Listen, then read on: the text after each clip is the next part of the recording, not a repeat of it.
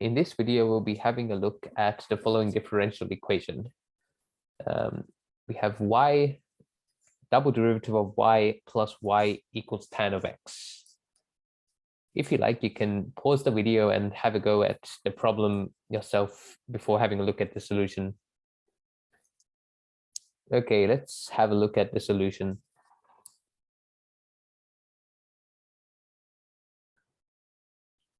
So the first step is we'll solve for the homogeneous equation y double dash plus y equals 0. And to solve this, we can consider the characteristic polynomial lambda squared plus 1 equals 0 because we have an order 2 linear differential equation with constant coefficients. So we get lambda squared plus 1 equals 0, and the solutions are plus minus I. So this gives us two linearly independent solutions of cosine x and sine x. This is because when you have lambda equals plus minus I, you get the solutions e to the plus e to the ix and e to the minus ix. And when you take linear combinations, you'll get cos x and sine x using the formulas for cos x and sine x in terms of e to the power of ix and e to the power of minus ix. And now to find the general, so to solve the general inhomogeneous equation, we'll use a method called the variation of parameters. So in this method, we can consider a general equation, second order linear inhomogeneous equation of y double derivative plus p times y derivative plus q of x times y equals f of x. In this case, there's no order 1 term, so p of x will be 0, but q of x is going to be 1, and the right hand side f of x is equal to tan x. And to find, so we're going to find an inhomogeneous solution of the form u of x equals v1x u1x plus v2x u2x. So we already have u1x and u2x, and we can solve for v1x and v2x.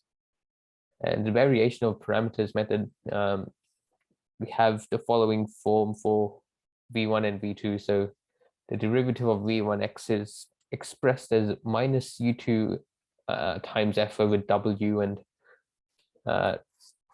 derivative of v2 is the same as u1 times f over w, and w is, this is referred to as a Wronskian of the two functions u1 and u2, the linearly independent solutions, and it's defined by the determinant of u1, u2, and derivatives of u1 and u2. So we can evaluate w of x as, so u1 is cos x, u2 is sine x, and we can take the derivatives are cos, so cos x goes to minus sine x and sine x goes to cos x, so we get this derivative, and the determinant will be cos squared, and it'll be a plus sine squared, which gives you 1. And this means we can evaluate derivative of v1 is, so if we substitute all the minus u2 f over w, we'll get minus sine x times tan x over 1. And this is the same as minus sine squared x over cos x.